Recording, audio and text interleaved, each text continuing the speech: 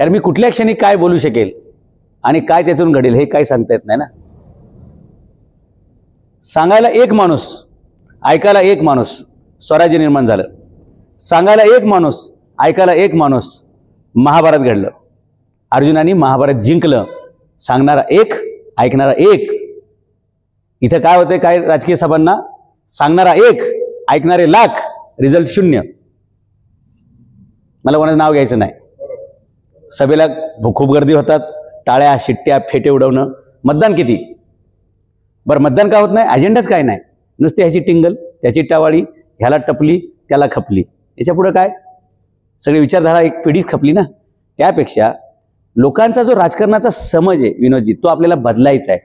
की एखादा राजकीय नेता आला म्हणजे 10-15 गाड्या पाठीमागे आल्या, 5-25 बाउन्सर आले, 10-12 पोलीस आले. This is not a leadership, this is a hypocritic leadership. ह्याला नेतृत्व म्हणत नाहीत. हे बागुलबो आहे नेतृत्वाचा. हे बुजगावणं आहे, हे दिखावा आहे. मी अनेक देशांमध्ये फिरलेलो आहे. तिथले प्राईम मिनिस्टर, प्रेसिडेंट, एकच गाडी असते. गाडीत एकच पोलीस, एक PA, बस एवढाच कार्यक्रम. आपल्याकडे तर सगळ्या गाड्या जाम करतात, चौक जाम करतात, साहेब येणार आहेत, अमुक मंत्री येणार आहेत. लोकशाहीमध्ये असा अधिकार दिलेला नाही, पण ही आपल्यावरती बळजबरी आहे, बळजबरी आहे. अरे तुम्ही आल्यानंतर सगळे सिग्नल बाकीचे थांबवणार आणि तुम्ही सनाट निघून जाणार, मग तुम्हाला ट्रॅफिक काय असतं ते कळणार कसं? ज्यावेळी तुम्ही मंत्री म्हणून 2-2, 4-4 तास एका ट्रॅफिकमध्ये अडकताल ना, तेव्हा तुम्हाला कळेल की ही माणसं रोज कशी जगतायत, यांचं जगण्यामरणं काय. म्हणून लिडरशिपच्या खूप वेगळ्या व्याख्या आहेत. दुर्दैवानं आपण बुजगावण्यांना लीडर समजत बसलोय आणि लीडर लोकांना आपण समजतो सामान्य माणूस आहे. हे चुकीचं आहे. किती पॉश ठिकाणी सभा आहे, किती मीडिया कव्हरेज आहे, किती लोक आले, किती बाटल्या मोकळ्या झाल्या, किती ताटं मोकळी झाली, किती पाकिटं मोकळी झाली, हे सभेचे आणि राजकीय यशाचे निकष आपण मोडून काढण्यासाठीच राजकारणात आलेलो आहोत. सनाई छत्रपती शासन पक्ष हा विचारांनी चालणारा पक्ष असेल. गर्दीची काय गरज आहे? क्रांती करायला एक माणूस पुरेसा असतोय. भगतसिंग, सुखदेव, राजगुरू तिघच होते ना, केली ना क्रांती. शिवाजी महाराजांच्या सोबत किती लोक होते? लाखात होते का? शिवाजी महाराजांच्या अख्ख्या आयुष्यात लाखाची फौज कुठे नाहीये, पण त्यांनी 7-7 लाखाच्या फौजेचा पराभव करून मोगलांना मातीत गाडायचा विक्रम केला ना. माणसं किती, याच्यापेक्षा माणसं कोण, त्यांचा उद्देश काय, हे सगळं महत्वाचं आहे. अरे घरचं लग्न ठेवून, घरी ठेवून किल्ला लढवायला जाणारे लोक आमच्याकडे होते. घरातलं एखादा माणूस मेलेला असेल तर ते दुःख बाजूला ठेवून सुद्धा मोहिमेवर जाणारे लोक होते. घरामध्ये एखादा सण असेल तो सोडून शिवाजी महाराजांचा संदेश आला तर ते घोड्यावर बसून तडाक त्या कार्यक्रमाच्या, मोहिमेच्या दिशेनं, युद्धाच्या दिशेनं जाणारे लोक आमच्याकडे होते. आणि म्हणून स्वराज्य उभं राहिलं. आज आमच्याकडे मराठी माणसाचा, भारतीय माणसाचा सगळ्यात जास्त वेळ कुठं जातो? घरात कोणाचं तरी लग्न निघतं, अर्धे लोक तिकडे गायब. कोणतरी जवळचं नातेवाईक मरतं, अर्धे लोक तिकडे. आमच्याकडे लग्न आणि मयत या 2 गोष्टींमुळे प्रगतीला खूप कमी चान्स राहतो, कारण आम्ही कायमच एंगेज राहतोय.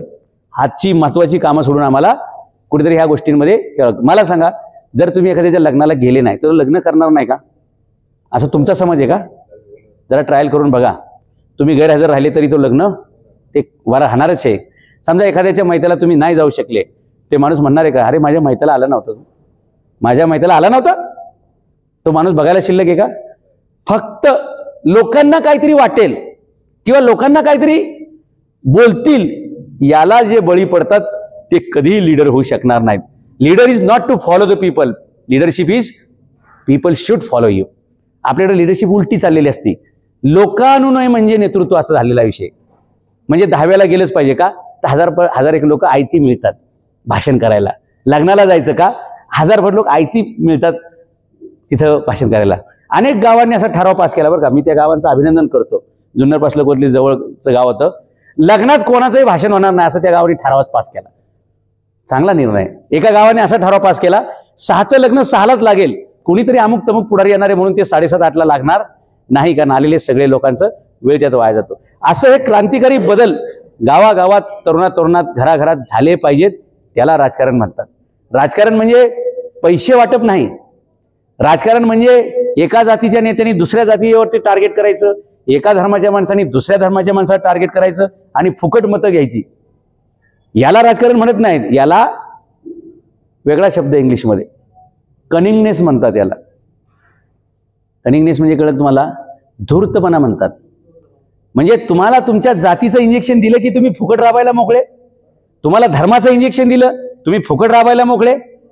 म्हणजे ज्या समाजामध्ये गणेशोत्सवामध्ये लाखो लोक रस्त्यावर बाहेर येतात, नवरात्रीच्या वेळी लाखो लोक बाहेर येतात, लग्नाच्या वेळी लाखो लोक बाहेर येतात, एखाद्याच्या मैतीला सुद्धा लाखो लोक बाहेर येतात, एखाद्या राजकीय सभेला लाखो लोक बाहेर येतात, पण ज्या रस्त्यावर ते चालतात तिथे खड्डे पडलेत म्हणून 2 लोक सुद्धा रस्त्यावर येत नाहीत. हा काय प्रकार आहे? हा काय प्रकार आहे? लाखो लोक वेगळ्या कामासाठी बाहेर येत आहेत, पण दवाखान्यातल्या सुविधा नीट मिळत नाहीयेत, माणसं मरतायत, वेळेवरती डॉक्टर नाहीयेत, औषधं नाहीत, गोळ्या नाहीयेत. त्याच्यासाठी कोणी रस्त्यावर येतंय का? नाही येत. पोलीस स्टेशनमध्ये तक्रार लिहिली जात नाही, त्याच्यासाठी कोणी मोर्चा काढतंय का? नाही काढत. तरुणांना नोकऱ्या मिळत नाहीयेत, कोणी काढतंय का मोर्चा? नाही काढत. तरुणांना शिक्षण मिळत नाहीये, कोणी मोर्चा काढतंय का? नाही काढत. म्हणजेच काय? आमच्या तरुणांचं प्राथमिकता काय? आमच्या तरुणांच्या प्राथमिकता काय आहेत? चांगलं शिक्षण नाही, रोजगार नाही, आरोग्य नाही, खड्डेमुक्त रस्ते नाही, धूळमुक्त रस्ते नाही. मग आमच्या तरुणांचं टार्गेट काय आयुष्याचं? राजकारण कशासाठी असतं? राजकारण कशासाठी करायला पाहिजे? सांगा, किती लोक या शहरातली ना या महाराष्ट्रातली किती लोक अपघातामध्ये मेले असतील? आमच्या पुण्यामध्ये एकट्या चाकण वगैरे तो परिसर आहे ना, गेल्या वर्षभरामध्ये 1700 लोक मेलेले आहेत. कोणी डंपर खाली गेलेले, कोणाची 2 व्हीलरवरनं गाडी गेलेली आहे, कोण खड्ड्यात पडला त्याच्या अंगावरनं दुसरी गाडी गेली, जागेवरती मेंदूचा भुगा, अंगाचा चुराडा सगळं झाला. 1700 लोक. युद्धात सुद्धा मारले जात नसतात एखाद्या देशाच्या. युद्धापेक्षा जास्त लोक जर खड्ड्यात पडून मरत असतील आणि तरी सुद्धा लोक युद्धाला तयार होत नसतील, तर याचा अर्थ ती लोकच खड्ड्यात आहेत, जे क्रांती करायला तयार नाहीत. मला सांगा ना, खड्डे बुजवणे हे काय लय मोठं अवघड काम आहे का? ते सुद्धा पालिका करू शकत नाही. एखाद्या पीडित माणूस आला, पीडित महिला आली, तिची तक्रार पोलीस घेऊ शकत नाहीत. हे काय एवढं मोठं प्रॉब्लेम आहे का? करा शहानिशा, खरी खोटे काय वाटतंय तुम्हाला त्यानुसार तुम्ही ती FIR दाखल करू शकता. दवाखान्यात तुम्ही गेले, डॉक्टर गायब आहे, औषधं गायब आहे, मग पेशंट गायबच होईल ना. तुमच्या सरकारी, मला सांगा, निवडणुकीच्या वेळी लोक पैसे वाटतात, बरेचसे लोक वाटतात. देणाऱ्याला लाज वाटत नाही, नको वाटू देत. घेणाऱ्याला लाज वाटत नाही, नको वाटू देत. लोकशाही बुडली याची तर लाज वाटू दे. कुठे चाललेले आपण? आणि 1000-500 रुपयात जर आपण भविष्य विकणार असू तर आपल्याला भविष्य काय राहणार आहे? 1000-500 रुपयात भविष्य विकले गेलं. तुम्हाला असा प्रश्न पडत असेल ना की हे पैसे वाटणारे लोक पैसे आणतात कुठून? नाही, सांगतो ना, एवढं जर लोकांना अक्कल असती ना की आपलाच पैसा आपल्याला वाटला जातोय, तर लोकशाहीचं एवढं वाटोळं झालंच नसतं. इथे ते पैसे वाटताना सुद्धा धर्माचे अँगल असतात, जातीचे अँगल असतात, भाषेचे अँगल असतात, प्रांताचे अँगल असतात. म्हणजे मी जर एखाद्या ठिकाणी गेलो तर मी तुम्हाला सगळ्यांना सांगायचं काय की आपला हा अमुक अमुक उमेदवार, बाहेर जा, तू बाहेर थांब रे, येऊ नको परत आतमध्ये. त्याचा परत फोन येईल, ते परत डिस्टर्ब करेल. म्हणजे एका लक्ष ठेवणं कळलं पाहिजे आपल्याला. आणि मी एकदम असा स्पष्ट वागणाराच माणूस आहे बरं का. जर एखादा मला म्हणला की साहेब तुमच्या पक्षाला मी मतदान देणार नाही, मीच त्याला सांगेल आयुष्यात तुझ्या कुटुंबातील एकाचे मत मला देऊ नको. कारण अशी लाचारांची मला मतं नको आहेत किंवा ब्लॅकमेल करणाऱ्यांची मतं नको आहेत. कारण माझा पक्ष नव्हता तेव्हा सुद्धा मी लाखो लोकांचं आयुष्य घडवलेलं आहे आणि पक्ष काढलं होतं करोडो लोकांचं आयुष्य बदलेलंच. पण त्यासाठी मी कोणाला कोंबडी वाटेल, दारू वाटेल हे माझ्याकडून होणार नाही, मी करणार नाही. ते कशासाठी दारू पाजायची लोकांना? कशाला मटण वाटायचं लोकांना? ज्याच्याकडे लिडरशिपचं स्किल आहे तो हे सगळं करणार नाही. आणि जो ढोंगी आहे, ज्याच्याकडे करायला काहीच काम नाही, तो मात्र एवढाच प्रयोग करून भागणार. काय सांगायचं? बघा, मराठा उमेदवार दिलेला आहे, तुम्ही सगळ्या मराठ्यांनी याला निवडून द्यायचं फुकट. बघा, ओबीसी उमेदवार दिलेला आहे, तुम्ही सगळे ओबीसी उमेदवार निवडून द्यायचा. कसा? फुकट. बघा, मी तुम्हाला हिंदू उमेदवार दिलेला आहे, उमेदवार निवडून द्यायचा. कसा? फुकट. बघा, मी तुम्हाला मुस्लिम उमेदवार दिलेला आहे, निवडून द्यायचा. कसा? बघा, फुकट. मी तुम्हाला दलित उमेदवार दिलेला आहे, निवडून द्यायचा. कसा? फुकट. मग तुमच्या भविष्याचं काय? फुकटच ना गेलं. कारण तुम्ही त्या उमेदवाराला, त्या पक्षाच्या अध्यक्षाला विचारलं पाहिजे की हा माझ्या जातीचा आहे का, माझ्या धर्माचा आहे का, माझ्या भाषेचा आहे का, याच्यापेक्षा मला हे सांगा, हा कामाच्या लायकीचा आहे का, आमचे प्रश्न सोडवण्याच्या योग्यतेचा आहे का?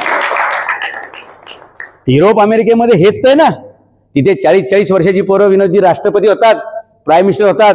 इथं 40 वर्षाची पोरं आमची फाईल घेऊन फिरत असतात, कुठेतरी इंटरव्ह्यू देत असतात. आमचे एक मित्र शिक्षण खात्यात मोठ्या पदावरती, नाव वगैरे सांगणं योग्य नसतं. तर मी म्हणलं, हे काय चाललंय तुमचं? आम्ही शाळेत असताना 60-65% मिळायला घास घासायला लागायची, तेव्हा कुठे कोणाला 60-65-70 मार्क मिळायचे. तुमच्याकडे म्हणलं आता गेले 4-5 वर्ष एक कार्यक्रम चालू आहे कोरोनाच्या अगोदरपासून नंतरपासून, सरसकट 10वीच्या विद्यार्थ्यांना 80च्या पुढेच मार्क आहेत. 1-2 तर पोराशी म्हणली की साहेब आम्ही 80 मार्काचा पेपर पण लिहिला असेल आम्हाला वाटत नाही, तरी सुद्धा आम्हाला 80% मार्क आहेत आणि एव्हरीबडी सेलिब्रेटिंग. तुम्ही पूर्वीच्या काळी 90% मार्क मिळालेला माणूस शोधायला लागायचा 10वी-12वीला, आता 90च्या खालचा तुम्हाला शोधायला लागतो की 90च्या खाली कोणी आहे का. सगळ्यांना सरसकट मार्क दिले जातात. मी म्हणलं हे काय तुमचं प्रकरण आहे? ते म्हणले काय असते, जर 10वीलाच पोराला नापास केलं तर छोटं मुले का त्याला मोबाईल दिलाय का, शाबाश, चुकीचं आहे ते, काढून घ्या मोबाईल, काढून. नाही नाही नाही, हे बघा, माझ्या भाषणात डिस्टर्ब होईल याच्यापेक्षा त्याचं आयुष्य डिस्टर्ब होईल, त्याची काळजी घ्या. लहान मुलांना अनेक देशांमध्ये 16-18 वर्षापर्यंत मुलांना मोबाईल बघायला बंदी आहे. का बंदी आहे? कारण मेंदूची पूर्ण वाढ व्हायच्या अगोदर जर त्यातले केमिकल सगळे हे झाले ना, तर आयुष्यभर आईवडिलांना दवाखान्यात बसावं लागतं.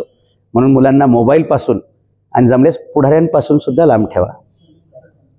मी जरी एका पक्षाचा अध्यक्ष असलो तरी सांगतो, कारण माझ्यासारखे सगळे असतील स्पष्ट बोलणारे असं नाही. राजकारणात तर काय असतं, गंडवायचाच कार्यक्रम असतो.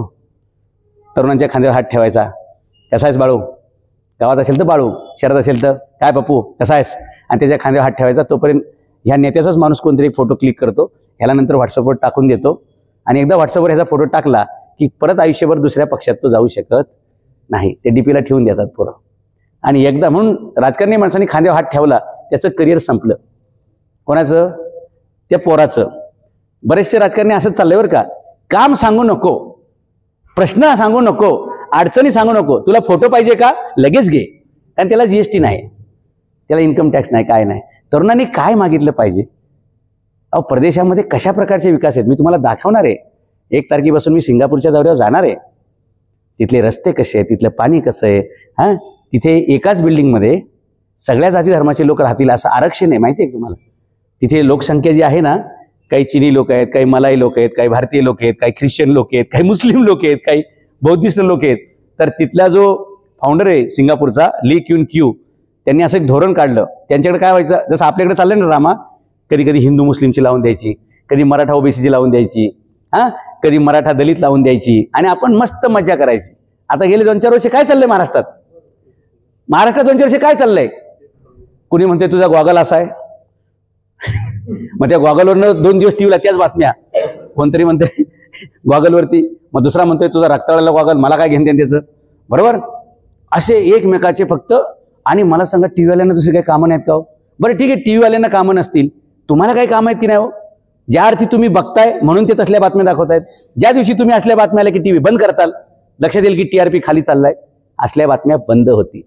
म्हणजे ही तुमची चॉईस आहे की टीव्हीला काय बातम्या यायला पाहिजेत, बरोबर. आपल्याला काय दिसते फुकट म्हणून बघत बसायचं नाही. तुम्ही विकासाच्या मुद्द्याकडे, शिक्षणाच्या मुद्द्याकडे, रोजगाराच्या मुद्द्याकडे येऊ नये म्हणून मोठ्या स्केलवर करायचं असेल तर हिंदू मुस्लिम, स्टेट वाईज करायचं असेल तर मराठा ओबीसी, किंवा जिल्ह्यापुरतं करायचं असेल तर मराठा वर्सेस दलित, अशा प्रकारची एक रचना असते बरं का. आणि तरुणांना त्यात एंगेज करायचं असतंय. काय की शिक्षण, रोजगार, आरोग्य हे बोलायचं नाही. काय मराठ्यांचं आरक्षण असं असं, ओबीसीचं आरक्षण असं असं. आता एससी मध्ये पण प्रॉब्लेम यायला लागलेत, एसटी मध्ये पण प्रॉब्लेम यायला, म्हणजे सगळ्याच ठिकाणी प्रॉब्लेम आहेत. याचा अर्थ काय होतोय की तुमचे मूळ प्रॉब्लेम डायव्हर्ट करण्यासाठी नवीन प्रॉब्लेम तयार केले जातात. आणि हे ज्या तरुणांना कळतं ते एका दिवसात क्रांतीला तयार होतात. आपल्या बाजूला 7 देश आहेत, त्यातल्या 5 देशात क्रांती झाली. तिथल्या तरुणांना कळलं की आम्हाला गंडवलं जातंय, आमच्या शिक्षणाचं काय, रोजगाराचं काय, आरोग्याचं काय. आपल्याकडं याचं काही बोलायचं नाही. शिक्षण नाही मिळालं चालेल, मला मंदिर पाहिजे. मला रोजगार नाही मिळालं, मला मस्जिद पाहिजे. मला आरोग्य नाही मिळालं, तरी मला माझं चर्च पाहिजे. हे चालू आहे की नाही आपल्याकडे? चालू आहे की नाही? खरं तर हिंदू, मुस्लिम, बौद्ध, ख्रिश्चन, शीख सगळ्याच धर्माच्या जातीच्या तरुणांनी काय सांगितले पाहिजे राजकीय लोकांना, पुढाऱ्यांना, की धर्म ही आमची खाजगी गोष्ट आहे, जात ही आमची घरगुती गोष्ट आहे. त्याच्यावर न बोलता प्रत्येक जातीला पोट आहे आणि प्रत्येक धर्माला हाताला काम पाहिजे, त्याच्यावर पहिलं बोला. असं व्हायला पाहिजे. पण दुर्दैवाने तसं होत नाही. तशी मेंटॅलिटी घडून येत नाही. कारण आपण ज्यावेळी मित्र करतो त्यावेळी आपण कोणते मित्र करतो? तो आपल्या जातीचा पाहिजे. पहिले तर भाषा आपली एक पाहिजे. समजा मला जापनीस येत नाही, जापनीस माणूस माझा मित्र होऊ शकतो का? तो काय बोलतोय मला कळलं पाहिजे, मी काय बोलतोय त्याला कळलं पाहिजे. समजा मी माझ्या मुलाला जर चायनीज पोरगी आणली सून म्हणून, तर त्यांचं लग्न जमेल का? शक्य आहे का? ती काय बोलते ह्याला कळलं पाहिजे, हा काय बोलते तिला कळलं पाहिजे. त्या दोघांना एकमेकाचं कळलं नाही तर मला कळवून घ्यावं लागेल की आपलं काहीतरी चुकलंय. बरोबर ना? मी तुम्हाला सिंगापूरची गोष्ट सांगत होतो, तिथून आपण पुढे गेलो. काय तर सिंगापूरमध्ये आपल्यासारख्याच दंगली होत होत्या. आपल्या बाजूला श्रीलंकेमध्ये पण एक 4 वर्षापर्यंत दंगली होत होत्या. कधी हिंदू मुस्लिम व्हायची, कधी हिंदू ख्रिश्चन व्हायची, कधी मुस्लिम ख्रिश्चन व्हायची. सारखं चर्चमध्ये बॉम्बस्फोट, मशिदीत बॉम्बस्फोट, मंदिरात बॉम्बस्फोट, हे सगळं चालू होतं. पण ज्यावेळी श्रीलंकेची इकॉनॉमी क्रॅश झाली त्यावेळी 5ही धर्माच्या लोकांनी एकत्र मोर्चा काढला होता की आता आम्हाला जात धर्म नको, आम्हाला हाताला काम आणि पोटाला भाकरी पाहिजे. हेच काम शिवाजी महाराजांनी 400 वर्षापूर्वी करून दाखवलं की जात धर्म याच्यापेक्षा रयतेस पोटास लावणे आहे. आणि आपला कार्यक्रम तेवढाच आहे, तरुणांच्या हाताला काम देणं. इलेक्शन येतील, इलेक्शन जातील, रोजगाराचं काय हो, शिक्षणाचं काय, आरोग्याचं काय? आणि म्हणून माझं असं म्हणणं आहे की प्रत्येक महानगरपालिका क्षेत्रातील 1 लाख मुलांना मुलींना आपण उद्योजक बनवण्यासाठी पालिकेच्या वतीनं जागा देऊ, भांडवल देऊ, ट्रेनिंग देऊ आणि त्यांना लायसन्स सुद्धा देऊ. प्रत्येक महापालिका क्षेत्रात 1 लाख, म्हणजे 1 लाख लोकांना उद्योजक केलं म्हणजे काय होईल? त्याच्या आधारे किमान 4 लोक, 5 लोक, 10 लोक एवढ्या लोकांना हाताला काम मिळेल. आणि कायद्याचा बालेकिल्ला याच्यापेक्षा फायद्याचा जिल्हा, उद्योगाचा जिल्हा, रोजगाराचा जिल्हा ही प्रत्येक जिल्ह्याची आपण ओळख करू. मला सांगा, हे पोलिसांचं काम असतं का की एखाद्याला भर रस्त्यात मारणं, एखाद्याची दिंड काढणं? कायद्यात अलाउड आहे का? पण पोलिसी खाक्या दाखवण्यासाठी हे सगळं काही ठिकाणी काही लोक करतात. पण मला असं म्हणायचे की एवढी परिस्थिती येण्या अगोदर तुम्ही कारवाई का करत नाही? आत्ता पंचवटी हॉटेलला मी बसलो होतो, तिथं रस्त्यावरती एक कोयता पडलेला होता, चॉपर. ट्रॅफिक पोलिसांनी तो उचलून नेलेला आहे. सिग्नलच्या फुटेजमध्ये तुम्हाला दिसेल. का रस्त्यावर चॉपर सापडत आहेत? कारण रस्त्यावर चौकात बेरोजगारांचे तांडे उभे आहेत की ज्यांच्या हाताला काहीतरी काम नाहीये. तर आपण ह्या मुलांना शिक्षण दिलं पाहिजे, यांच्या हाताला काम दिलं पाहिजे. आणि म्हणून मी राजकारणात आलेलो आहे की कोणताही पक्ष याच्यावर बोलत नाही, मी याच्यावर बोलणार आहे. निर्णय तुमचा आहे की बेरोजगार राहायचं का रोजगार जे हात देतील त्यांच्या हाताला मजबूत करायचं. चॉईस तुमची आहे. मी धर्मामत मागणार नाही. मी मराठा आहे, जिजाऊंचा वारसदार आहे, इतिहासकार आहे म्हणून मत मागणार नाही. लोकशाहीमध्ये ती रिक्वायरमेंट नाही. तुम्हाला बुद्धी आहे का? तुम्हाला प्रश्न सोडवता येतील का? तुमची क्षमता आहे का? याच्यावर मतदान केलं पाहिजे असं मला वाटतं. नेहमीच याच निवडणुकीत नाही, सगळ्याच निवडणुकांमध्ये आम्ही हे केलं पाहिजे. ज्यावेळी सिंगापूरमध्ये दंगली होत होत्या, तिथल्या त्यांचे जे फाउंडर आहेत ली क्युन क्यू, त्यांनी अख्खं सिंगापूर उभं केलं बरं का. त्यांची पार्टी होती PAP, पीपल ॲक्शन पार्टी. आणि पीपल ॲक्शन पार्टीचे 2च कामं होती, उद्योजकता वाढवणे आणि भ्रष्टाचार शून्यावर आणणे. देशाची प्रगती का होत नाही, समाजाची प्रगती का होत नाही? त्याला कारण भ्रष्टाचार असतो. आणि म्हणून सिंगापूरच्या प्राईम मिनिस्टरनी PAP पार्टीचे अध्यक्ष, म्हणजे त्यांचा पक्ष सत्तेत येसपर्यंत त्यांच्याकडे ऑफिसच नव्हतं. आमच्याकडे पैसेच नाहीत ना. आज राजकीय पक्षांची ऑफिस कुठं असतात? भर चौकात. कसे असतात? आलिशान. आणि त्याच रस्त्यावर आजूबाजूला काय असतं? खड्डे, गटारांचं साम्राज्य, मच्छरचं साम्राज्य आणि बेरोजगारांचं साम्राज्य. सिंगापूरची ही पार्टी सत्तेत आली तरी सुद्धा त्यांच्याकडे स्वतःचं ऑफिस नव्हतं. त्या माणसांनी PAP पक्ष काढला, राजकारणात आले, सगळे एज्युकेटेड लोक. हे पण एक महत्त्वाचं लक्षात घ्या, अंडरलाईन करून, की सिंगापूरच्या त्या PAP पीपल ॲक्शन पार्टीमध्ये सगळेच्या सगळे मोर दॅन ग्रॅज्युएट होते. कोणी डॉक्टर होते, कोणी इंजिनियर होते, कोणी वकील होते. सुशिक्षित लोकांची पार्टी म्हणजे ती सिंगापूरची पार्टी होती. त्यांच्या सगळ्यांच्या बायका सुद्धा रोजगारवाल्या होत्या. स्वतः क्वालिफाईड होत्या, ते त्यांच्या पगारातून घर चालवायचे आणि हे बिचारे हाणगे म्हणजे रिकाम टेकडे आपल्या देशात रस्ते कसे पाहिजेत, आपल्या देशात गटर कसं पाहिजे, आपण उद्योजकता कशी आणायची, आपल्या सिंगापूरला इंटरनॅशनल हब कसं बनवायचं, याच्यावर सारख्या त्यांच्या चर्चा असायच्या. आपल्याकडे काल तुम्ही मला सांगितलं एका पक्षाच्या ऑफिसमध्ये तुम्ही बसले, चर्चा कशी असतात, कोणी किती लफडी केली, कोणी किती बाटल्या फोडल्या, हां कोणावरती किती खोटे गुन्हे दाखल केले, कोणी कोणाला किती खंडणी मागितली, कोणी कोणाला कसा त्रास दिला, कोणी कोणाचा रस्ता कसा बंद केला, याच्या चर्चा. हे राजकारण असतं का? म्हणून आपला देश पुढे जात नाहीये. आणि महाराष्ट्र कोणता आहे माहिती आहे का? ज्यावेळी भारत स्वतंत्र झाला तेव्हापासून ते आत्तापर्यंत भारताच्या उत्पन्नाचा 30% वाटा आजही एकटा महाराष्ट्र देतो 32 राज्यापैकी. आणि त्यातला सुद्धा एकटी मुंबई, जे केंद्राला रेव्हेन्यू जातो ना, GST, इन्कम टॅक्स, त्यातला 35% वाटा आपल्या एकट्या मुंबईचा आहे. आणि तरी सुद्धा आपल्याकडे मुंबई त्याची ना शांघाई होत, ना सिंगापूर होत, ना दुबई होत. काय होते? मुंबईची तुंबई होते. दरवर्षी पावसाळ्यामध्ये लोकांनी गटराचं पाणी घरात, गटराचं पाणी रस्त्यावर आणि गटराचं पाणी किचनमध्ये, भांड्यामध्ये, ही परिस्थिती आहे. हे बदलण्यासाठी तरुणांनी राजकारणात आलं पाहिजे. असं बऱ्याचदा वाटतं की मी फॉर्म भरला तर काय होईल. तुम्ही फॉर्म भरल्यावर बरंच काय होऊ शकतं. तरुणांना माझी विनंती आहे की जाईल तिकडे तुम्ही फॉर्म भरला पाहिजे. UPSC MPSCचे फॉर्म भरून किती दिवस बेरोजगार राहणार? मोठमोठ्या डिग्र्या घेऊन किती दिवस बेरोजगार राहणार? त्याच्यापेक्षा तुम्ही हे फॉर्म भरा. दर 5 वर्षांनी संधी आहे.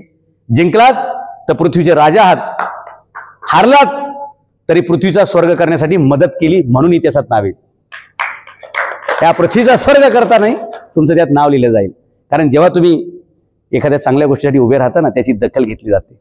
मला सांगा, 2,500-5,000 रुपये लावून जर अख्ख्या मतदारसंघात तुमचं नाव चिन्हासकट, चेहऱ्यासकट छापलं जाणार असेल तर किती फायद्याची गोष्ट आहे.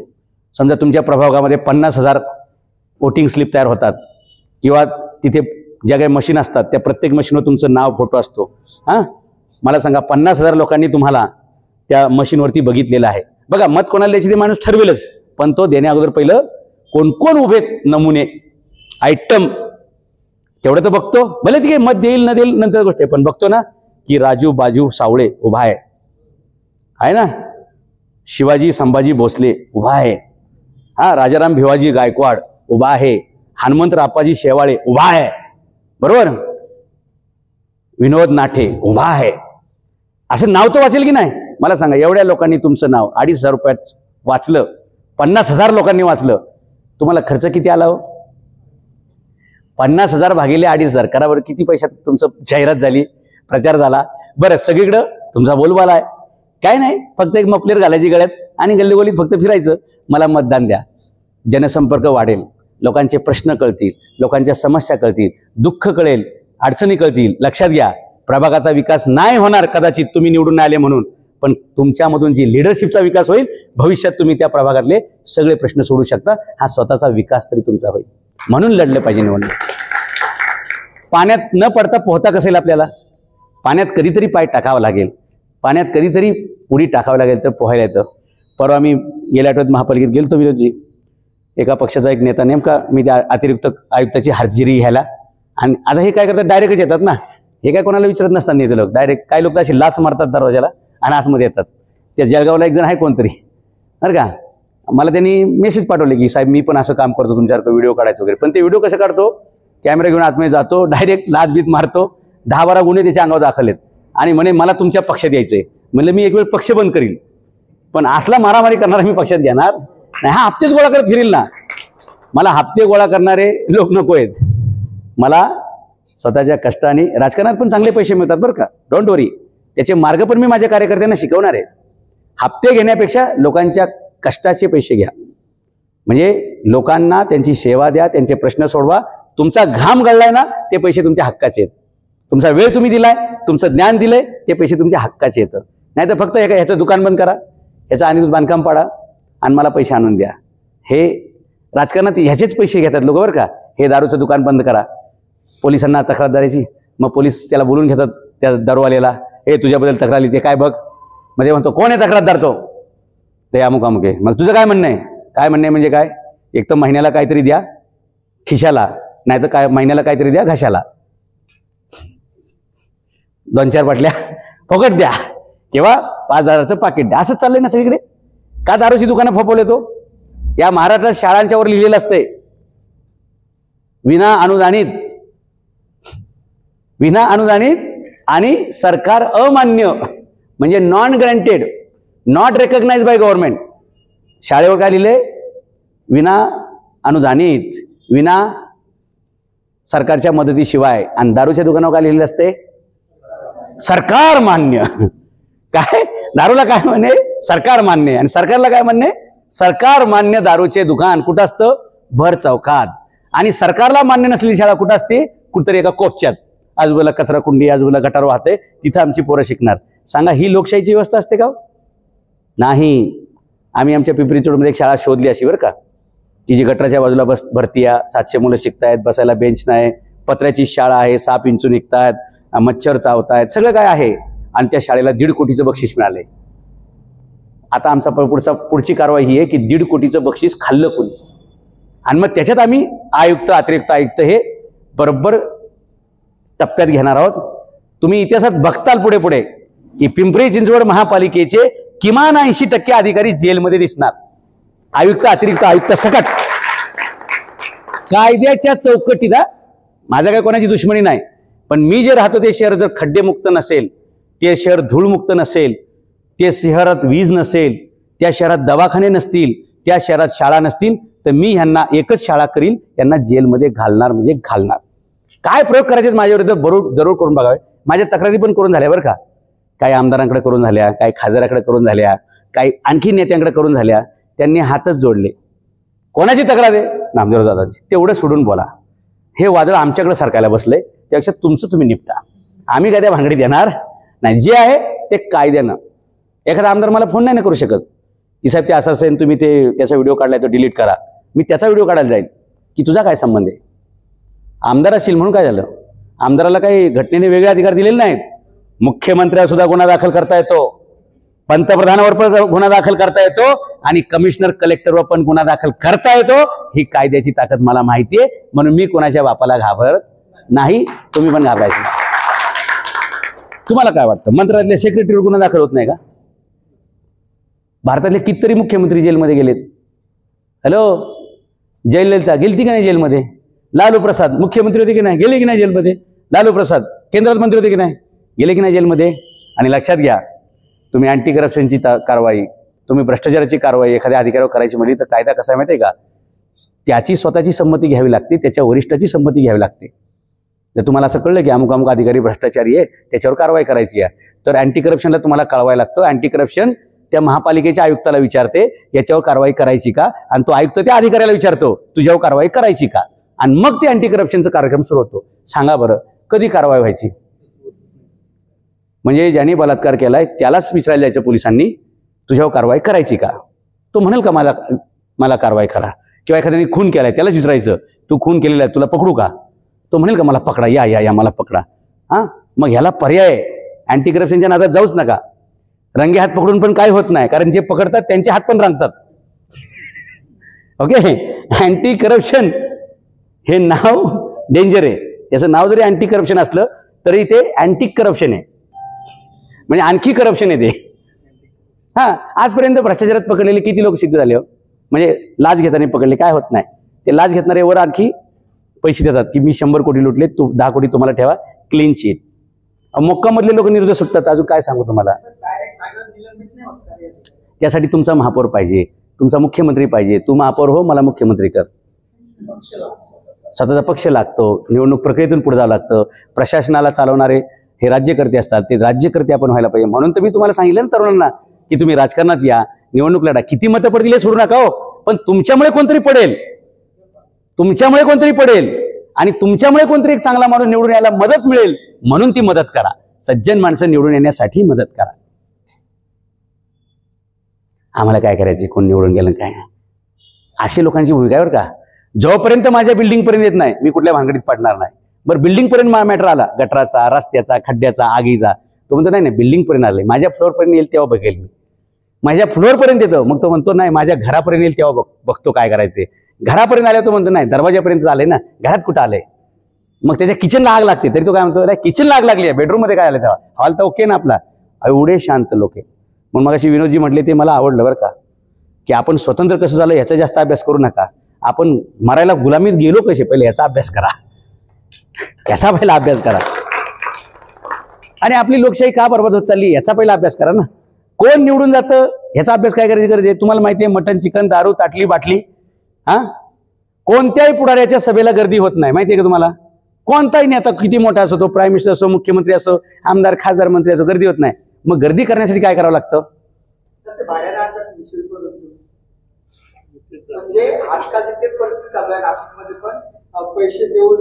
म्हणजे भाड्याने लोक जर ऐकायला जात असतील तर या भाड्यांना काय भविष्य असेल.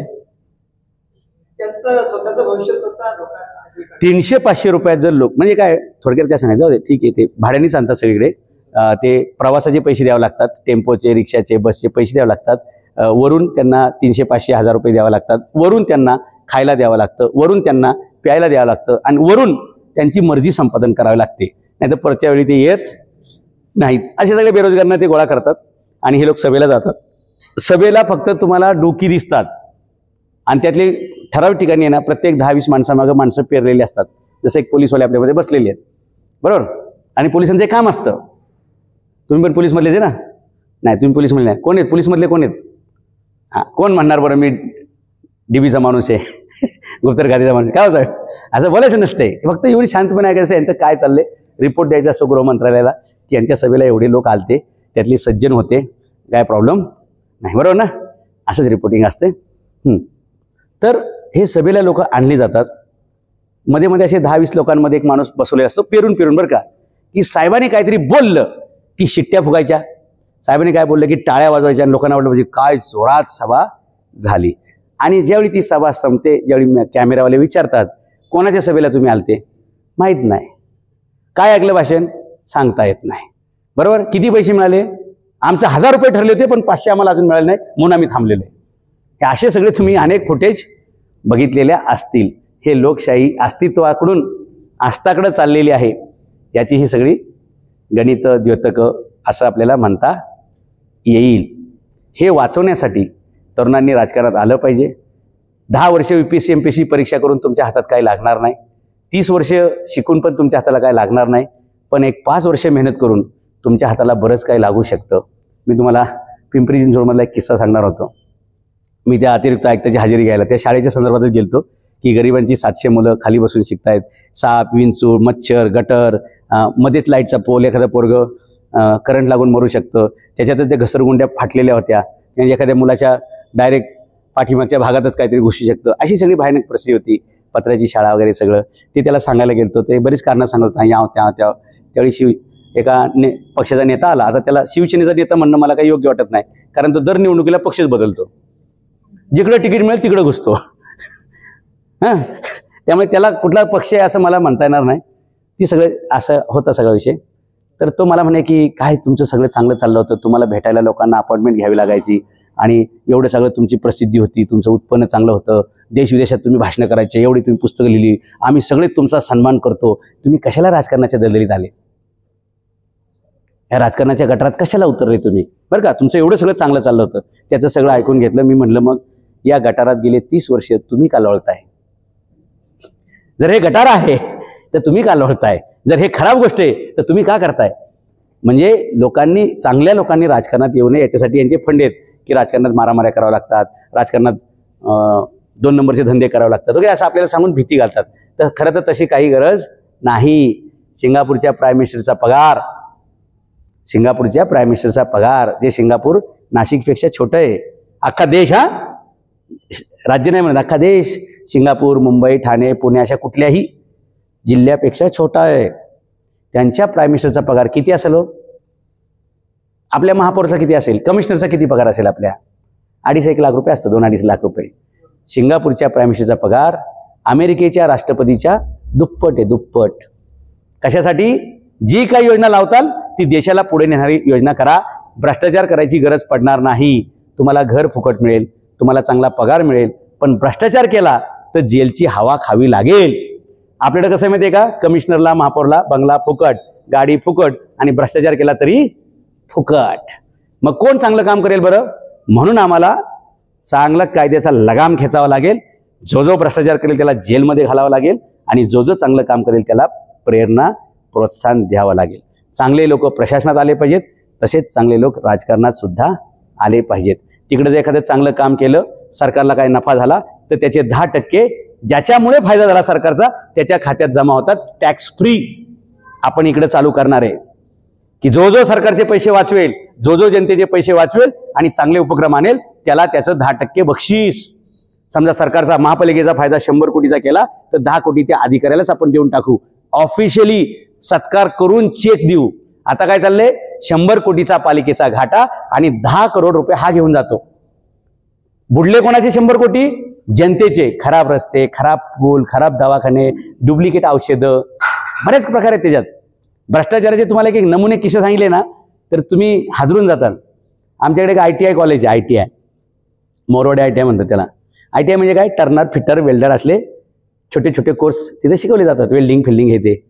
1200 रुपयाची वस्तू कितीला घेतली असेल प्राचार्यांनी? आयटम नंबर 239, 239 नंबरचं तो ट्रेड आहे. ट्रेड म्हणजे त्याला लागणारे छोटी छोटी साहित्य असतात, खिळे असतील, हे असेल ते असेल. 1200 रुपये मार्केट प्राइस आहे त्या गोष्टीची. किती रुपयाला खरेदी केली असेल? काय अंदाज आहे तुमचा? भ्रष्टाचाराची हाईट सांगतो मला. जेलमध्ये घालणार ते सगळे. सेक्शन मला वाटतं 439 कायद्याचं. भ्रष्टाचार. तू कुठल्या शहरात राहतो? एवढा छोटा भ्रष्टाचार करतो तो अधिकारी? अरे 30-30 वर्ष अभ्यास केलेला असतो यांनी, परीक्षेचं नाही. भ्रष्टाचार कसा करायचा याचा? अशिक्षित माणूस छोटा भ्रष्टाचार करू शकतो, सुशिक्षित माणूस आकडे बिकडे छान कळतात म्हणून मोठा भ्रष्टाचार करतो. म्हणून इस देश को पढ़े लिखे लोगों ने लूटा है, तो इसको संवारने का बचाने का काम पढ़े लिखे लोगों ने ही करना चाहिए. म्हणून पढ़े लिखे लोग राजनीति में आने चाहिए. पण आपल्या घरचे काय सांगतात माहिती का, राजा आता तुझी कॉलेज चालू आहे, अजून तुला वेळ आहे. मग ते म्हणणार नाही आताशी तू पोस्ट ग्रॅज्युएशन करतोय, तुला वेळ आहे, तू काय राजकारणाच्या भानगडीत पडू नको. मग म्हणणार तुला आता नोकरी शोधायची आहे, आता कशाला भानगडीत पडतोय? मग नोकरी शोधली तर म्हणणार नाही अजून आपलं घर घ्यायचं राहिले, मग तू राजकारणात जा. मग घर घेतलं म्हणणार नाही अजून तुझं लग्न राहिले, मग राजकारणात जा. मग लग्न झालं म्हणणार नाही आता तुझी पोरं लहान आहेत, मग राजकारणात जा. मग म्हणणार आताशी पोरगं तुझं 10वीला गेलंय, मग राजकारणात जा. मग म्हणणार तुझ्या पोराची अजून लग्न व्हायची आहेत, मग तू राजकारणात जा. असं करत त्याची अर्धी लाकडं वाढायला गेली तरी घरचे काय म्हणत नाहीत तू राजकारणात जा. म्हणून राजकारणात येण्याची योग्य वेळ कुठली? जेव्हा जेव्हा निवडणुका लागतात तेव्हा राजकारणात आलं पाहिजे. वयाची मर्यादा सोडून द्या. 22 पासून पुढे तुम्ही सगळ्या निवडणुका लढवू शकता. गमवायला काय तुमच्याकडं? तसेही तुम्ही बेरोजगार आहात, तसेही तुम्हाला कुठे काय काम नाही मिळणार नाही. मग 2500 रुपयात 5000 रुपयात खेळ करून बघायला काय हरकत आहे? इतर ठिकाणी जुगार खेळतो ना आपण, इतर ठिकाणी जुगार खेळतो ना. कुठला जुगार? मी लॉटरी बिटरीचा म्हणत नाही. इतर ठिकाणी आपण परीक्षेचे फॉर्म भरतो, परीक्षा होते, रिझल्टच येत नाही. UPSC बघा ना तुम्ही काय असते. 4-4 वर्ष परीक्षाच नाही, पोरा अभ्यासच करतायत. मेसचं बिल चालू आहे, क्लासची फी चालू आहे. तूच नाही, अशी 40-50 लाख मूर्ख आहेत की जे हे अपेक्षित जगतायत की पुढच्या वेळी भरती होईल, पुढच्या वेळी परीक्षा होईल. पण सरकार एवढं बदमाश आहे ना की फक्त पोरांचं काय करतायत बरं, हुशार असतात जरा. अधिकारी झालेले लोक जाम हुशार असतात. त्यांनी काय केलं माहितीये का, परीक्षा भरती होत नाही ना, चालतंय. परीक्षा होत नाही, काय केलं, मुलांचा राग अंगावर येऊ नये म्हणून 25चं वय 28 करायचं, 28चं 30 करायचं, 30चं 35 करायचं, 35चं 40 करणार आहेत, 40चं 45 करणार आहेत. लेका तू परीक्षा देऊन पास कधी व्हायचा? असं नको व्हायला की तू 59व्या वर्षी परीक्षा पास झाला आणि 60व्या वर्षी रिटायर झाला. अहो वय किती पाहिजे तुमचं? 22-25व्या वर्षी जर तुम्ही UPSC MPSC क्रॅक केली तर उत्तम. त्याच्यानंतर आपलं नाच सोडा. मी सांगतोय ते ऐका. चहा विका, इडली विका, डोसा विका, बटाटे विका, कांदे विका, त्याचे वेफर करून विका, कांदा भजी विका, जेणेकरून प्रोसेस गोष्टी, मॅन्युफॅक्चर गोष्टी विकल्यावर जास्त फायदा होतो. पोरांना हे कळत नाही. त्याला ते क्लासवाले काय सांगतात माहिती आहे का, तू IPS होणार, तू IAS होणार, तुझ्या मागे गाड्यांचा ताफा, कर्मचारी असे तुला असं सॅल्यूट मारणार. मग मी काय पोरांना म्हटलं, अरे 3-3 वर्षे परीक्षाच होत नाहीत, 300 जागा, 10-10 लाख पोरं बसतात पुण्यात, तुझा कधी नंबर लागायचा? तर त्या पोरांना क्लासमध्ये शिकवून ठेवलं बरं का. म्हणलं अरे 10 लाख विद्यार्थी बसणार, 300 जागा आहेत, म्हणजे 300 लोक पास होणार आहेत. बाकीचे 9,99,700 पोरांनी काय करायचं याचा विचार कधी केलाय का? तो म्हणला नाही सर, तुमचा ॲटिट्यूड निगेटिव्ह आहे. म्हणलं मग पॉझिटिव्ह ॲटिट्यूड काय? त्याला क्लास म्हणून सांगून ठेवलं होतं. तू त्या 9,99,700 पोरांचा विचार करू नको, तू त्याच्यात बसत नाही, तू 300 पोरांमध्ये बसतो. त्या 300 जागांचा तू विचार कर. त्या 300 मध्ये तू आहे. बरं, सगळ्यांनी पॉझिटिव्ह विचार केला की 300 मध्ये मी आहे. वास्तव काय? 300 जागा आहेत. पण पुढच्या वर्षी मग हे पोरगं परत फिरते की त्या 300 मध्ये तू बसतोस. असं करत करत बिचाऱ्याच्या आईवडिलांची जमीन विकून झाली. ह्याचं वय 35च्या पुढे गेलं ना. आता लग्न होत. बरं, कुठं बाहेर कामाला जावं, हमाली पण करता येत नाही, रिक्षा पण चालवता येत नाही, वॉचमॅन पण होता येत नाही. बरं, दुसरं काही येत पण नाही ह्याला. ना हा डॉक्टर आहे, ना वकील आहे, ना इंजिनियर आहे, काहीच नाही. ह्याचे फक्त काय क्वालिफिकेशन आहे, UPSC MPSC करतो. आणि त्यांना ते ॲडमिशन घेतलं ना डॉक्टर साहेब, की अशा ॲटिट्यूड शिकवतात ना ते क्लासवाले, की तो आजपासून कलेक्टर झाला असं समजूनच फिर, आजपासून तो IPS झाला असंच वागत फिर. आणि मग ती पोरं छान महागडे बूट, छान इस्त्री केलेले कपडे आणि त्यांचा तो ॲटिट्यूड, बरं का, की जसं काय आत्तापासून मी कलेक्टरचे. ठीक आहे, कल्पना करायला, विचार करायला चांगली गोष्ट आहे, पण त्यासाठी तू परीक्षेत पास व्हायला पाहिजे. पास होण्यासाठी परीक्षा झाली पाहिजे. परीक्षा होण्यासाठी अधिकाऱ्यांना असं वाटलं पाहिजे की ही पोरं बिचारी 5-5 वर्ष मेहनत करतायत. अहो, पोलीस भरती नाही आमच्याकडे 5-5 वर्ष. पोरं बिचारी ग्राउंडवर पळून पळून टक्कल पडली त्यांची, पण अधिकारी काय अजून भरती काढत नाही. आणि हे मग भरती होत नाही तरी पोरं UPSC MPSC करत बसतात. इथं तुम्ही मला सांगा, एक पोरगा जर 10 वर्ष UPSC MPSC तयारी करत असेल तर किती खर्च आला असेल हो? त्याच्या जेवणाचा, राहण्याचा, मेसचा, क्लासचा, दप्तराचा, कपडे इस्त्री करायचे त्याचा, सेंट मारायचंय त्याचा. वर्षाचा किती, महिन्याचा किती खर्च येत असेल? किमान 10,000 रुपये तरी. म्हणजे 10 वर्षात 10 लाख रुपये गेले. बरोबर, 10 लाख रुपये गेले हातात. काय? परीक्षाच झाली नाही, किंवा परीक्षा झाली म्हणजे जाहिरात निघाली, म्हणजे जाहिरात निघाली नाही. पहिल्या टप्प्यात जाहिरातच निघाली नाही. जाहिरात निघाली, परीक्षाच झाली नाही. परीक्षा झाली, निकालच लावला नाही. निकालच लावला नाही, पोस्टिंगच नाही. पोस्टिंग दिली, अजून चार्जेस नाही. चार्ज दिला, अजून पगारच नाही.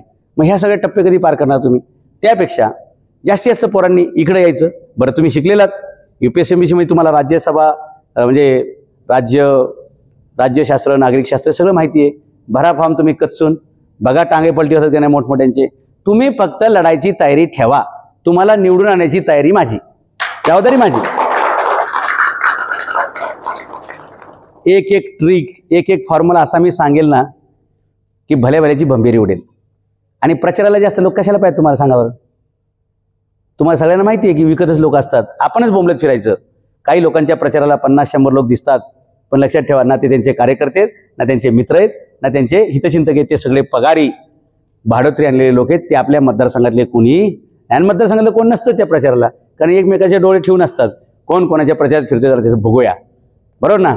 मग आपण काय सांगायचं? माझ्यासोबत प्रचाराला येऊ नका, पण मला मत दिल्याशिवाय राहू नका. प्रचार त्यांचा जोरात, पण उमेदवार तुम्ही सभागृहात. प्रचार त्यांचा जोरात, पण सभागृहात तुम्ही गेलं पाहिजे. अशा खूप ट्रिक असतात. खूप लोक अपघाताने निवडून जातात, काही लोक आकस्मिक निवडून जातात. त्यात तुमचा पण नंबर लागू शकतो बरं का. म्हणून तयारीत राहिलं पाहिजे. या देशातले जवळपास 10 प्राईम मिनिस्टर अपघाताने प्राईम मिनिस्टर झालेले, तुम्हाला माहिती आहेत का? म्हणजे त्यांनी स्वतः पण कधी विचार केला नव्हता आयुष्यात की मी प्राईम मिनिस्टर होऊ शकतो. यादी सांगू का तुम्हाला?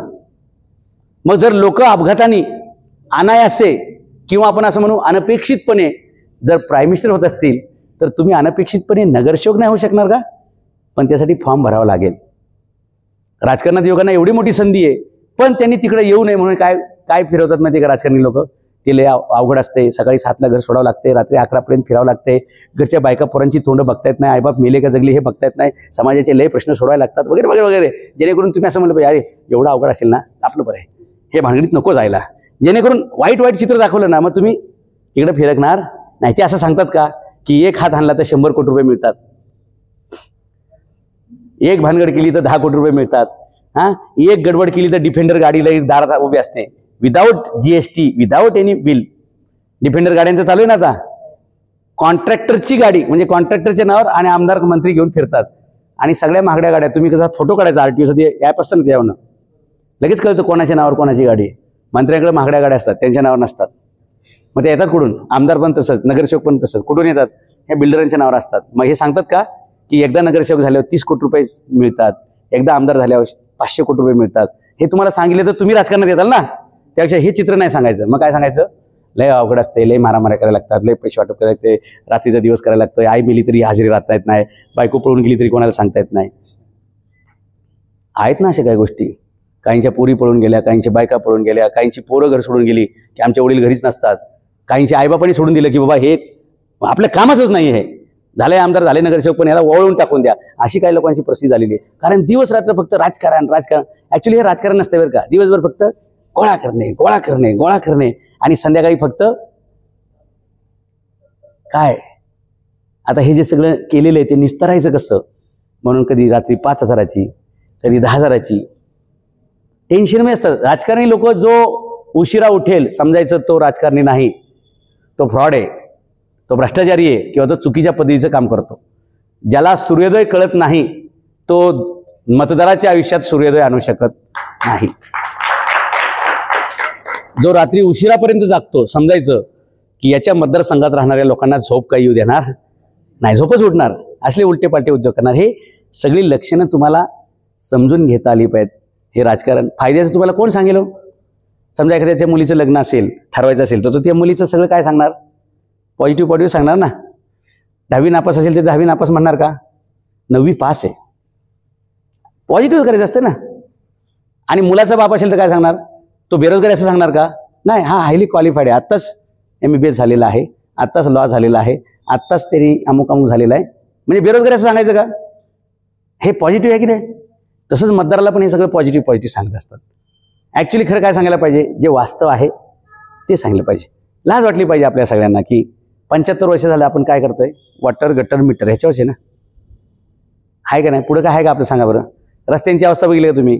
10 वर्षांनी आपलं आयुष्य कमी होते. कोण भांडतं का त्यासाठी? मला सांगा, तुम्हाला छोटंसं सुई टोचली एखाद्याने भर रस्त्यात तर तुम्ही त्याच्या कान फाडत वाढताल की नाही?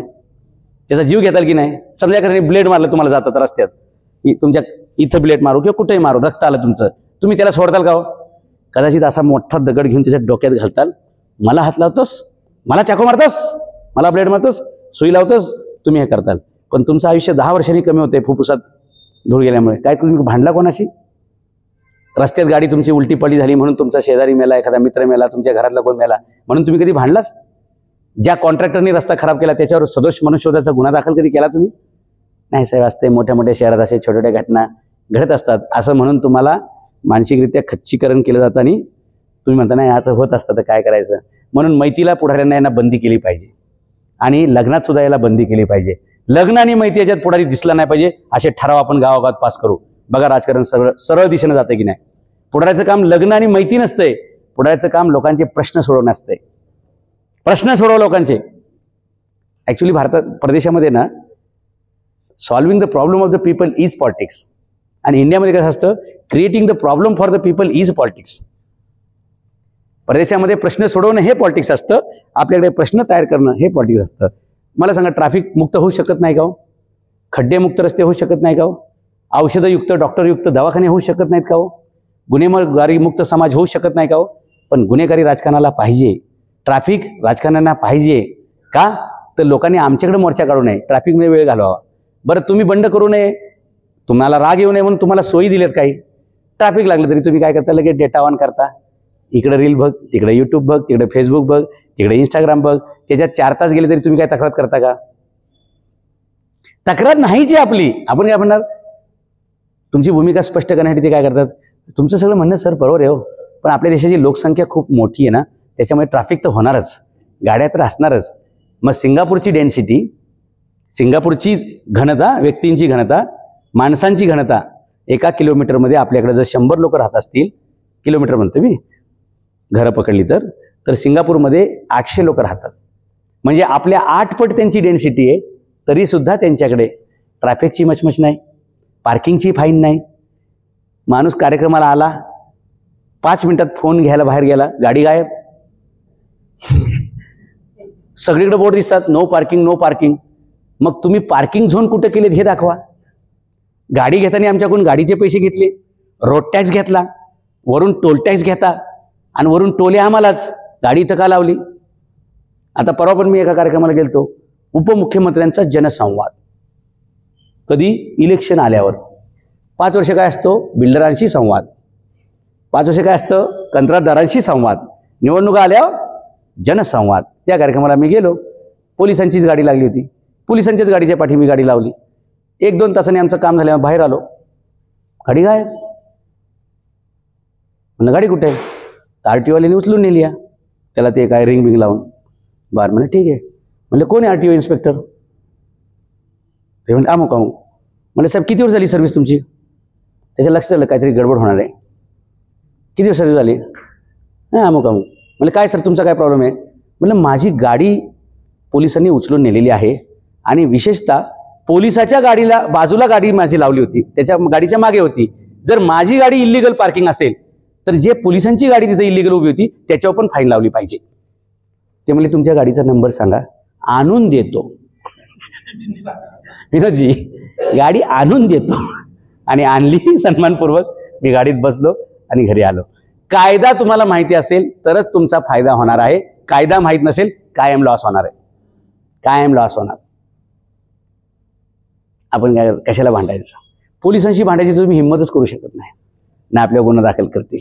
महापालिकेत तुम्ही भांडूच शकत नाही, आपलं पाणी बंद करतील. दवाखान्यात आपण भांडूच शकत नाही, आपला पेशंट मारतील. बरोबर? मग तुम्ही भांडणार कोणावर आहे? शेजाऱ्याबरोबर, जो तुमचं काहीच करू शकत नाही. हा असं काही तुमचा विकास होईल का? भांडण कोणाशी? ज्याचं तुम्ही म्हणजे तुम्ही त्याचं काहीच नाही. तुम्ही समजू शकता मला काय म्हणजे. तुम्ही त्याचं काहीच आणि तोही तुमचं काहीच करू शकत नाही. अशा लोकांबरोबर आपण भांडण करतो. खरं भांडण कोणाबरोबर आहे तुमचं? लाईट गेली, MSCB बरोबर भांडण आहे तुमचं. पाणी गेलं, महापालिकेवर भांडण आहे तुमचं. औषधं नीट नाही, दवाखान्याची व्यवस्था नीट नाही, तुमचं पालिकेच्या आरोग्य खात्यावर भांडण आहे. कचरा उचलला जात नाही, पालिकेच्या घनकचरा विभागावर आपलं भांडण आहे. ट्रॅफिक झालं, ट्रॅफिक पोलिसवर आपलं भांडण आहे. तिथं आपण भांडण करत नाही. तिथं आपण काय करतो? शांतताप्रिय नागरिक. हे शांततेप्रिय नागरिक नाही हो, ही जिवंत मुडदी आहेत. मुडदी ही मडी आहेत. मडी की ज्यांना काहीच वाटत नाही या सगळ्या प्रश्नांचं. हे बदललं पाहिजे. काय बदलायची इच्छा आहे का? तुमची तयारी आहे का? किती लोकांची तयारी आहे? हाय बदलायची तयारी आहे? तुझी तयारी नाही का मित्रा? नाही जाऊ चाललंय तुमचं चांगलं चाललंय. काय आपण त्या भांगडीत घ्यायला पडायचं. जे आपलं चाललंय ते उत्तम आहे. ऐक ना, भारतातल्या लोकांना प्रेक्षकांची भूमिका खूप आवडते. ते हिरोच्या भूमिकेत कधीच येऊ शकत नाहीत. डायरेक्टर तर त्यांना व्हायचंच नाहीये. ते काय म्हणणार नाही. तसंही मगाशी विरोधीने सांगितल्याप्रमाणे काय दगडापेक्षा वीट मऊ. मग एक डाकून उभा केला आणि एक चोर. मग आपण काय निवडणूक कोणाला करायची? निवडून कोणाला दिला तुम्ही? एकाने 10 खून केलेत, एकाने 4 खून केलेत, एकाने 4 बलात्कार केलेत, एकाने 2 केलेत, एकाने 5 चोऱ्या केल्यात, एकाने 2 दरोडे टाकलेत. चॉईस काय असेल तुमची? त्यातल्या त्यात हा बरा कायद्याचा बाले किल्ला. तुम्हाला चॉईस कशी पाहिजे? 5 उमेदवार उभे आहेत. एक डॉक्टर आहे, एक लॉयर आहे, एक इंजिनियर आहे, एक प्राध्यापक आहे आणि एक सायंटिस्ट आहे. अहो त्या निवडणूक, याला निवडणूक म्हणता येईल ना? म्हणून माझी इच्छा आहे आणि म्हणून नियतीकडून माझ्याकडून पक्ष रजिस्टर करून घेतला बरं का. मी पण तुमच्यासारखाच होतो. काय करायचं आपल्याला भानगडीत? आपल्याला पुस्तकं जात आहेत ना, आपली व्याख्यानाला लोक बोलवत आहेत ना, बोलवून पैसे देत आहेत ना, स्वतः पब्लिक गोळा करून पाया पडतायत ना. मग कशाला भानगड करायची? पण जेव्हा माझ्या लक्षात आलं की ही एवढ्यावरती थांबून उपयोग नाही, हे आपल्याला लालच आहे की तुम्ही काय राजकारणात येऊ नका. आम्ही कुठे गेलो ना डॉक्टर साहेब, लगेच सत्कार बित्कार, लगेच स्टेजवर बसवणार, बाजूला बसवणार. आमदार खासदार पण असे कचकन फोटो काढणार. साहेब आले, साहेबांना फोटो बरं का. पण आमच्या लक्षात आलं हळूहळू बरं का की आपण विरोधात जाऊ नये म्हणून हे काळजी घेतायत. बाकी काही नाही. बाकी काही नाही. आपल्याला वाटतं आपला रिस्पेक्ट आहे. नाही नाही नाही, तो रिस्पेक्ट नसतोय. त्यांना संभावित धोका कळतो की हा माणूस गडबड होऊ शकते, आपल्या विरोधात बोलला तर गडबड होईल. आणि मी तर आता कोणाला सोडत नाही. जिथं चुकला, जिथं भ्रष्टाचार असेल तिथे मी दणकून बोलतोय. तुम्ही तरुणांनी राजकारणात यायला पाहिजे, फॉर्म भरले पाहिजेत. निवडणुकीच्या रिझल्टची चिंता करू नका. मोठमोठ्या रॅल्या आणि मोठमोठ्या सभा ह्यांची गणितं चुकतात, चुकलेली आहेत आणि आपण ती चुकवणार सुद्धा आहोत. तुमच्या प्रचाराला 5च माणसं असू देत, 2च माणसं असू देत, तरी तुम्हाला नगरसेवक करून आपण दाखवू शकतो. ही ताकद सुदर्शन चक्रात आहे ना. सुदर्शन चक्र ज्याच्याकडे, तो कधी पराभूत झालाय का? अरे कौरवांचं सैन्य किती होतं, पांडवांचं सैन्य केवढंच होतं. पण जिंकलं कोण? रिझल्ट काय? 100 कौरवातला एकही शिल्लक नव्हता आणि 5 पांडवातला एकही मेला नव्हता. याचं कारण सुदर्शन चक्र आहे. आजचं सुदर्शन चक्र तुमचा सोशल मीडिया आहे, मोबाईल आहे, इंस्टाग्राम आहे, युट्यूब आहे, फेसबुक आहे. तो ज्याचा वापर करेल ना तो पुढचा नगरसेवक आहे, तो पुढचा आमदार आहे, तो पुढचा खासदार आहे आणि तोच पुढचा मुख्यमंत्री आहे. म्हणून सोशल मीडिया वापरा, सोसत बसू नका. खड्डे, पाण्याचे प्रश्न, कचऱ्याचे प्रश्न सोसत बसताल तर शोषित होत जाताल, पोषित कधी होता येणार नाही. हे बदलण्यासाठी सगळ्यात मोठी अडचण ही असते की तुम्हाला निवडणुकीला उभे राहायची इच्छा असते, बदल करायचा असतो. विनोदजींसारखे, डॉक्टर साहेबांसारखे अनेक तरुण तयारीत असतात की आपण काहीतरी क्रांती करूया, पण निवडणुकीत होतो यांचा गेम. अपक्ष भरावा लागतो फॉर्म कुठून आणायचा, कसा भरायचा, कुठं द्यायचा ही कटकट कळायलाच 2-4 दिवस जातात.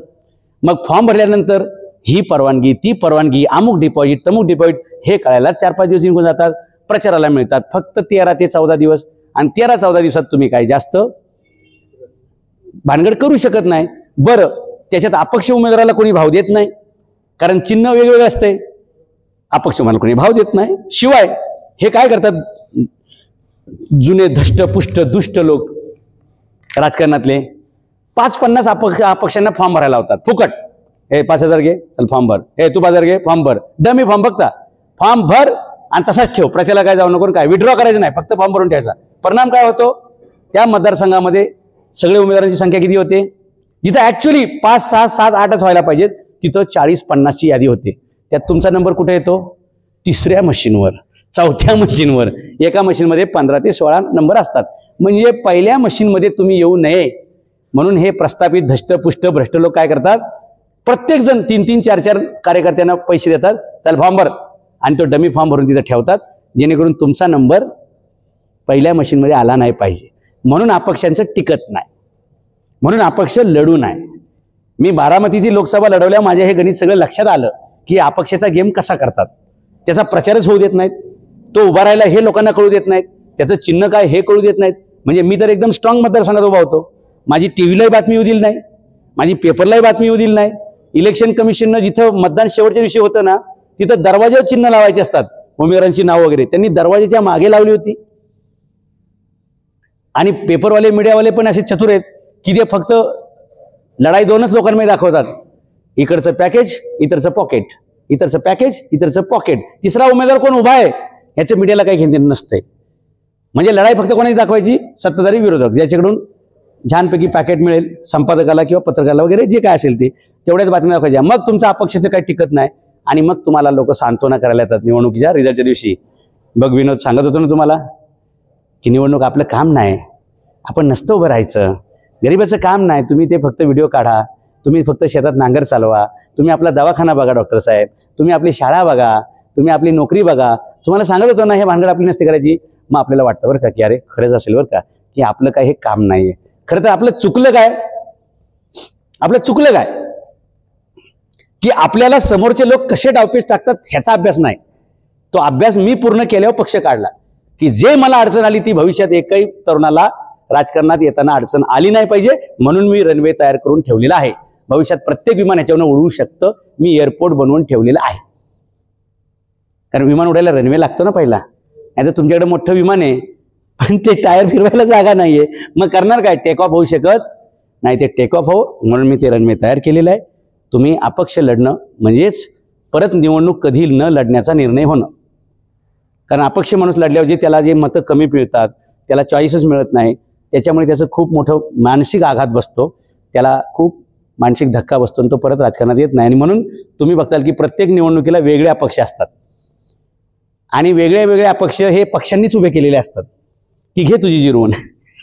आणि हेच दाखला तुम्हाला देणार बरं का. बघ ते साबळे उभा राहिला होता, किती मतं पडली त्याला? 50 मतं पडली. ते पवार उभा राहिला होता, किती मतं पडली? 85 मतं पडली. तो भोसले उभा होता, त्याला किती मतं पडली? 70 पडली. का पडली? तुम्हीच त्याला उभा केलता आणि तुम्ही प्रचारच करू दिला नव्हता कारण तो डमीच उमेदवार होता. पण लोकांना दाखवायला दाखले दाखवणार हे बघा हे 40 अपक्ष उभे राहिले होते, 20, 35, 40, 50 एवढीच मतं. आणि पुढच्या वेळी मग परत 40 नवीन अपक्ष कुठून आले हो? ते ह्यांनीच उभे केलेले असतात. तर ही अपक्षाचं गणित हाणून पाडणं पक्षांनी केलेलं राजकारण, त्याच्यासाठी आपण पक्ष काढलाय. संपूर्ण महाराष्ट्रात एकच चिन्ह असणार आपल्याकडे त्याचं तुम्हाला मदत होईल. ऑलरेडी माझे व्हिडिओ मिलियन्समध्ये हिट झालेले असतात, त्याचा तुम्हाला व्हिडिओ होईल. कारण ज्यावेळी तुमच्या पत्रकावर तुमच्या व्हिडिओमध्ये माझा फोटो येईल, माझं नाव येईल पक्षाध्यक्ष म्हणून, डेफिनेटली लोक गुगलला सर्च मारायला सुरुवात करणार. कोणाचा पक्ष आहे? अरे नामदेव दादांचा पक्ष आहे, जरा बघू. गुगलला जातील, फेसबुकला जातील, युट्यूबला, अरे भ्रष्टाचार एवढी मोहीम चालू आहे, या उमेदवाराला मी मतदान देणार, अशी भूमिका तयार करणार. कदाचित तो मतदार तुम्हाला ओळखत नाही, पण माझ्यामुळे तुम्हाला मत देईल. कदाचित माझे व्हिडिओ बघितल्यामुळे, माझा तो वाचक असल्यामुळे तो म्हणेल की नाही, सरांनी उभा केलाय ना, आपण याला मत देऊया, कारण सरांनी काहीतरी तपासलं असेल ना. असे सुद्धा अनेक लोक अनपेक्षितपणे नगरसेवक होणार आहेत. भारताचे 10 प्राईम मिनिस्टर अनपेक्षितपणे झालेले आहेत. महाराष्ट्राचे 4-5 मुख्यमंत्री अनपेक्षित झालेले आहेत. महाराष्ट्रात अनेक आमदार अनपेक्षित झालेले आहेत. मग शेकडो अनपेक्षित नगरसेवक का होऊ शकत नाहीत, हा माझा प्रश्न आहे. आणि ते तुम्ही व्हायला पाहिजे, फक्त फॉर्म भरला पाहिजे. मी सांगायचं काम करेल बरं का, मी इंजेक्शन देईल, हवा भरायल, दम तुमच्यात पाहिजे. काय दम तुमच्यात पाहिजे. आम्ही एकाला पद दिलं बरं का साहेब, एखादा पद दिलं आम्ही, त्यांनी घेतलं, पण मोठा गाजावाजा केला. मी म्हणलं कशी तयारी वगैरे, तो मला नाही साहेब, आपलं शहर सोडून मी सगळा पक्षाचा प्रचार करणार आहे. कुठलं शहर सोडून? जिथं त्याला पद दिलंय, ज्या शहरातलं दिलंय ते सोडून. म्हणलं असं का? नाही नाही, ते लोकांची दुश्मनी होईल ना आमदारावर खासदारावर, मग पद कशाला घेतले? म्हणजे हे अर्जुनासारखं झालं ना, की मी एरवी युद्ध करायला तयार आहे, पण जेव्हा कुरुक्षेत्राचं युद्ध आहे महाभारताचं, तेव्हा मात्र मी लढणार नाही. हीच परिस्थिती आहे ना. मी माझ्या मतदारसंघात जो उभा राहिलो नगरसेवकला, तर बाकीचे लोक मला डोळ्यावर धरतील ना. मग मी कुठून उभा राहणार? नाशिकचा आहे, मी कुठून उभा राहणार? ठाण्यात उभा राहतो. मी ठाण्यात राहतो, कुठं उभा राहू? मुंबईत, का तर माझी दुश्मनी होईल ना कोणाशी. असं कुठं असतंय का रे? झाड कुठं उभं राहतं? जिथे त्याची जमीन आहे. बोट कुठे चालते? जिथे तिचं पाणी आहे. पतंग कुठे उडतो? जिथे त्याला हवा आहे. मग तुम्ही निवडून कुठे जाताल? जिथं तुम्ही राहता. कारण 24 तास तुम्ही लोकांच्या संपर्कात राहताल ना. आणि प्रचार करायला काय लागतं? जिथं लोक रेडीमेड गोळा होतात तिथं जाऊन टपका की, आणि द्या ना त्यांना पोस्टर हातात, त्यांच्या पत्रक हातात द्या, आणि मोबाईलमध्ये की नाही डाउनलोड करून द्या, स्क्रीनशॉट मारा म्हणावं, किंवा माझं हे पेज आहे, माझं हे अकाउंट आहे, करा फॉलो. लोक धनाधन तुम्हाला फॉलो करतील, निवडून जाताल. बरंच काय होईल, खूप कमी पैसे लागतील. दारू काय वाटणार नाही आपण, मटण काय देणार नाही, पैसे वाटपाचा संबंध नाही. आपल्याला लोकशाहीची क्रांती करायची म्हणून आपण तरुणांनी प्रतिकात्मक का होईना म्हणून निवडणुका लढवून आपलं भविष्य तपासलं पाहिजे. अनपेक्षितपणे प्राईम मिनिस्टर होतात, मुख्यमंत्री होतात, खासदार आमदार होतात. अनपेक्षितपणे आपण यावेळी 10% लोक जरी नगरसेवक केले अनपेक्षितपणे, तर महाराष्ट्रात आपले किमान 400 नगरसेवक असतील. 400. आणि हे होऊ शकतं. खासदारकीला एक माणूस किती मतांनी निवडून आलाय महाराष्ट्रात? वायकर विरुद्ध कीर्तीकर. किती मताचा कार्यक्रम होतो? 50. खासदारकीला जर 50 मतात खेळ होतो, तर आमदारकीला 5 मतात होईल, आणि नगरसेवकला 1 मतात खेळ होईल. म्हणून 1 मताची तुमची लढाई आहे. किती? जास्त नाही, 1च मताची लढाई आहे. त्या 1 मतामुळे तुम्ही निवडून जाऊ शकता, त्या 1 मतामुळे तुम्ही कोणाला तरी पाडू शकता, किंवा 1 मतामुळे तुम्ही कोणाला तरी चांगल्या माणसाला निवडून पाठवू शकता. तिन्ही शक्यता आहेत. मग लढायला काय घाबरायचं? लढणार का? किती लोक लढायला तयार आहेत? किती लोक फॉर्म भरणार? अरे तुला काय प्रॉब्लेम आहे? नाही सर, ते तुम्ही सांगताय ते सगळं बरोबर आहे हो, पण शेवटी काय, अरे हिम्मत करायची नाही. शेगाव तालुका विदर्भातला आहे. नाशिकमध्ये मला जवळजवळ 29 वर्ष झाली. कळला मला प्रश्न तुझा, अर्ध्यातच कळतंय. लोकसभेसाठी माणूस, भारतीय माणूस कोणत्याही मतदारसंघात उभा राहू शकतो. विधानसभेसाठी महाराष्ट्रातला कोणताही माणूस कोणत्याही मतदारसंघात आमदारकीला उभा राहू शकतो, खासदारकीला उभा राहू शकतो. नंबर 3, महानगरपालिकेसाठी नाशिक महानगरपालिकेत ज्याचं मतदान आहे तो नाशिक महापालिकेत कोणत्याही प्रभागात उभा राहू शकतो. कोणत्याही प्रभागात उभा राहू शकतो. जो माणूस त्या जिल्ह्यात राहतो तो जिल्हा परिषदेच्या कोणत्याही गटात उभा राहू शकतो. जिल्हा परिषदेला नागपूरचा माणूस पुण्यात उभा राहू शकत नाही. नाशिकमध्ये ज्याचं मतदान कार्ड आहे तो पुण्यात, ठाण्यात उभा राहू शकत नाही. पण नाशिकचा माणूस नाशिकच्या कुठल्याही प्रभागात फॉर्म भरू शकतो. मग काय वाईट आहे? एक तर आपल्या घरी भरू, नाही तर मामाच्या गावात भरू. आपल्या घरी करू. समजा आपल्या वडिलांना आईला आवडत नाही, चुलता आपल्या मागे उभा आहे, चुलत्याच्या वार्डातून उभं राहू. आपल्या मामाला आवडते, आपण राजकारणात आले, आपल्या मामाच्या वार्डातून उभं राहू. काय प्रॉब्लेम आहे? अरे संधी खूप आहेत, पण हे सगळं तुम्हाला कोण सांगणार नाही ना. त्याच्यामुळे तुम्हाला कन्फ्युजन होतं की नक्की कुठून उभा राहू, चिन्ह काय घेऊ. काय काळजी करू नका, चिन्ह एकच घेणार आहे आपण. अख्ख्या महाराष्ट्रात एकच चिन्ह. आणि असं खतरनाक चिन्ह घेऊ की त्या चिन्हाची चर्चा होईल. बघतच राहा काय होतंय ते. काय घेऊ सांगा बरं तुम्ही? चिन्ह काय असायला पाहिजे? काय अनुभव आहे तुमचा? व्हॉट्स युअर एक्सपिरियन्स? सर जसं ऑलरेडी आपण बघतोय आता थोडंसं म्हणजे शिवाजी महाराज, बाबासाहेब आंबेडकर, शाहू महाराज असं चिन्हात नसतं. चिन्हात ढाल घेता येत नाही, तलवार घेता येत नाही, बाण घेता येत नाही, बंदूक घेता येत नाही, तलवार घेता येत नाही. पूर्वी ढाल तलवार मिळायची, बंदूक मिळायची, पण आता इलेक्शन कमिशनचे नियम बदललेत. शस्त्राचा फोटो घेता येत नाही, देवताचा फोटो घेता येत नाही, महापुरुषाचा फोटो घेता येत नाही. हे सोडून चिन्ह असतात. उदाहरणार्थ गाजर घेऊ शकता, मिरची घेऊ शकता, रताळ घेऊ शकता, भेंडी घेऊ शकता, वांग घेऊ शकता, दिवा घेऊ शकतो, पंखा घेऊ शकता, ट्यूब घेऊ शकता, फॅन घेऊ शकता, पेन घेऊ शकता, खुर्ची घेऊ शकता, टेबल घेऊ शकता. काय निशाणे पाहिजे? हात दुखला का रे? दिवा घ्यायला पाहिजे. अजून तुम्हाला काय वाटतं? पेन घ्यायला पाहिजे. तुम्हाला काय वाटतं? मोबाईल घेऊया का? पुस्तक घेऊया. काय वाटतं? पुस्तक आहे. अजून काय? कांदा घेऊया का? नाशिक मधल्या पोरांनी काय घेतलं पाहिजे चिन्ह निवडणुकीला? जर अपक्ष लढला तर कांदा, द्राक्षे चिन्ह घेतलं पाहिजे, कारण सगळ्यांच कनेक्टेड आहे. पण अपक्षसाठी बरं का, आपल्या अख्ख्या स्टेटला एक चिन्ह घेणार आहे, पण तो भाग वेगळा आहे. किंवा असं पण आपण म्हणजे हे करू शकतो जेणेकरून त्या भ्रष्टाचाराचा लोगो समजा तो बघून. हा, इलेक्शन कमिशनची 61 चिन्ह ओपन असतात. त्यातलं तुम्ही कोणतंही चॉईस करू शकता. जर तुम्ही राजकीय पक्ष असाल तर तुम्ही स्वतः चॉईस सांगू शकता की मला हे चिन्ह पाहिजे. फक्त ते चिन्ह इतर कुठल्याही राजकीय पक्षाचं ऑलरेडी रजिस्टर्ड नसावं. ओके, म्हणून विनोदजी बरोबर डोकं लावून आपण करणार आहे. हा, काही घेऊ शकतो. नोटांचं बंडल सुद्धा घेऊ शकतो, लिफाफा सुद्धा घेऊ शकतो, हातकडी सुद्धा घेऊ शकतो. चिन्ह घेऊ शकतो आपण. भ्रष्टाचाऱ्यांना कडक शासन, सनाई छत्रपती शासन. घ्यायचं का हातकडी? हा, हो पटेल, हातकडी चिन्ह घ्यायचं का?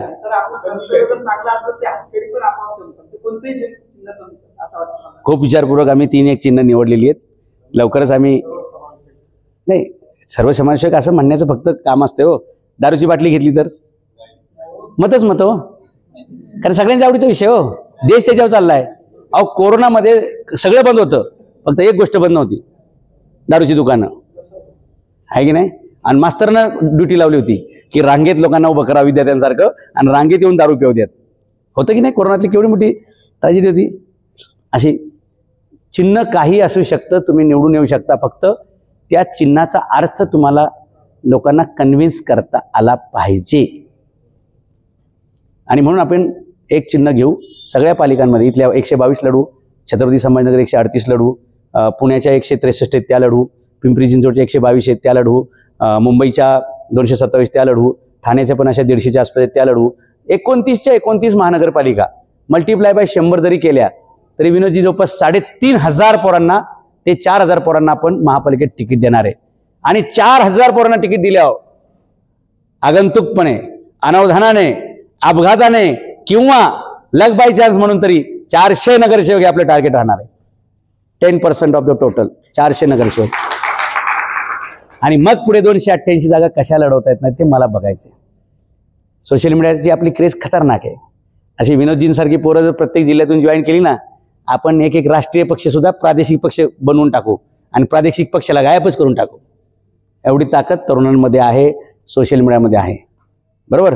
आणि यावेळी तर डॉक्टर साहेब आपण मोठाच कार्यक्रम करणार आहे.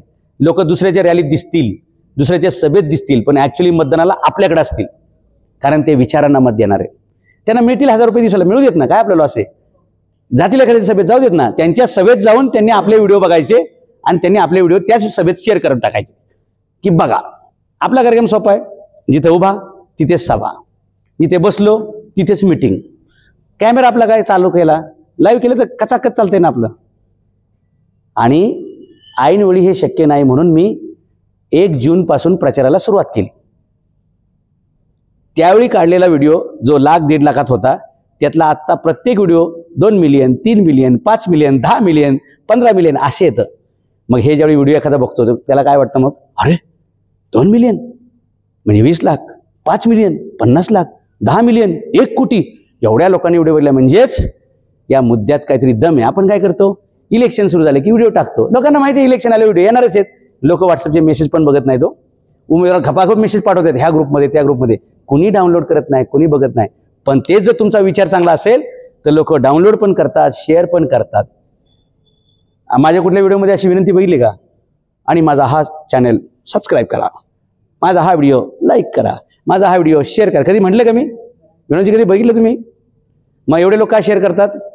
पटलं आपल्याला, काय पटलं आपल्याला, पटलं ना की तो शेअर करत सुटलंच. आणि पटलं नाही तर ते पुढचं बघत पण नाही, 2 सेकंदात निर्णय घेते की नाही नाही देखणे का, हे नाही बघायचं. बरोबर, असं व्हायला पाहिजे. मी तुमचं सगळ्यांचं 1 वाजलेत मला थांबायला पाहिजे बरं का. तुमच्या सगळ्यांचं अभिनंदन करतो याच्यासाठी की दिवाळीचा सण असून सुद्धा हे 5-50 लोक ह्या क्रांतीसाठी एकत्र आलेले आहेत. मला संख्या महत्वाची कधीच नसते, पण एवढ्या लोकांनी आपलं घर सोडून, कोणी इगतपुरीतून आलंय, कोणी नाशिकमधून आलंय, कोणी ग्रामीण भागातून आलंय, ही 50 लोक, ही 100 लोक ही सुद्धा क्रांती घडवू शकतात. जागा किती लढवायच्यात मला? 128. तुम्ही तुमच्या 4-4, 5-5 मित्रांना सांगा, झाला कार्यक्रम. विनोदजी तुम्ही एकटेच 100 पोरं गोळा करताल, किती वेळ लागतो मला सांगा? आणि मी तर सगळीकडे आगच लावत फिरणार आहे. UPSC करून तुझं काय होत नाही, 30 वर्ष शिकून काय होत नाही, फॉर्म भरल्याशिवाय राहायचं नाही, बस बरंच राहा फॉर्म. आपोआप गणित बदलू, सगळं शक्य हो. या देशात इंदिरा गांधी प्राईम मिनिस्टर असताना पडलेले आहेत, अनेक मुख्यमंत्री पडलेले आहेत, अनेक आमदार पडलेत, खासदार पडलेत. काय तुम्हाला नगरसेवक पाडता येणार नाहीत? पाडून दाखवू प्रस्थापित. आणि आपलं कुठल्याही पक्षाशी वैर नाही, आपण कुठल्याही प्रचारामध्ये व्यक्तिगत टीका करणार नाही. फक्त भ्रष्टाचार आणि लोकांचे जगण्या मरण्याचे काय प्रश्न आहेत त्याच्यावर आपण बोलायला पाहिजे. आणि म्हणून आपले व्हिडिओ सगळे अधिकारी बघतात, सगळ्या पक्षाचे बघतात. परवा आम्ही मंत्रालयात गेलो, एका पक्षाच्या आमदारबाई भेटल्या, म्हणजे तुम्ही तेच का हो, ते रील्स टाकता? म्हणजे हो, मी रील पण टाकतो आणि रोल पण टाकतो. माझा रोल पण असतोय काय, तो रोल पण करतो. आणि तुम्ही कधी मंत्रालयात येऊन बघा माझ्याबरोबर, जर माझ्यासमोरून जर 100 आमदार गेले त्यातले 70 ते 80 तरी पाया पडणार.